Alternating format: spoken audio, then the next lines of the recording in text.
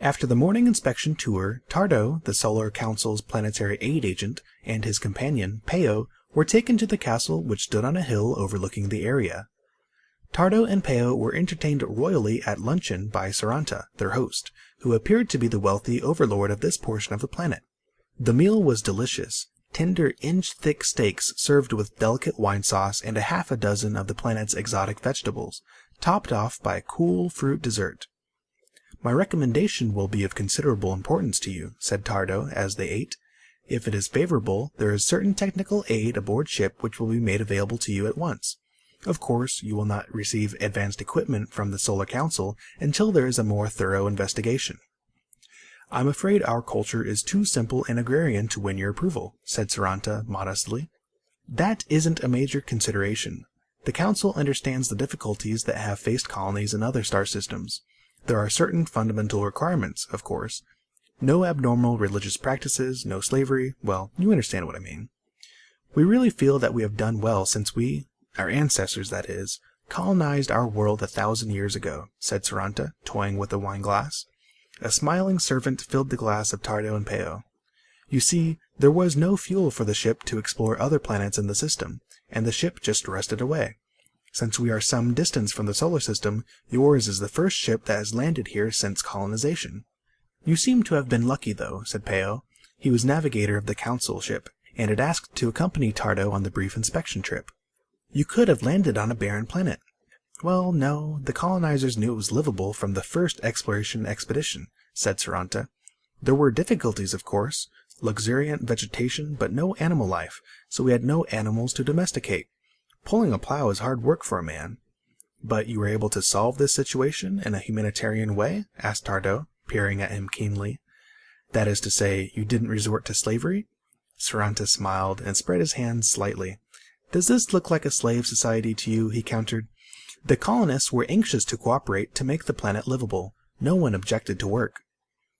"It's true we've seen no slaves that we know about," said Tardo, "but 2 days is a short time for inspection.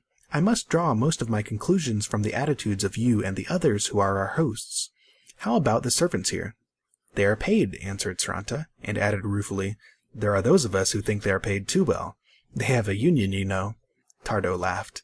"A carryover from Earth, no doubt," he commented. "An unusual one, too, for a culture without technology." When the meal was over, the 2 men from the ship were conducted on a tour of the area. It was a neat agricultural community with broad fields, well-constructed buildings, and, a short distance from Saranta's castle-like home, a village in which artisans and craftsmen plied their peaceful trades. Peo tried to notice what he thought Tardo would look for on such short inspection. The council agent, he knew, had had intensive training and many years of experience. It was hard for Peo to judge what factors Tardo would consider significant. Probably very minor ones that the average man would not notice, he thought. Tardo had seemed most intent on the question of slavery, and Peo looked for signs of it. He could see none. The people of the planet had had time to conceal some things, of course, but the people they saw in the village wore a proud air of independence no slave could assume. Saranta apologized for their having to walk, explaining that there was no other means of transportation on the planet. "And, without transportation, you can understand why we have not been able to develop a technology," he added. "We hope transport will be included in the first assistance you will give us." Tardo asked about the fields. "I see there is no one working them," he said. "Is that done by the villagers?" "Our labor supply is transient," answered Saranta, after a moment's hesitation. "The laborers who will work our fields, for a wage of course, are probably in the next town or the one beyond it now."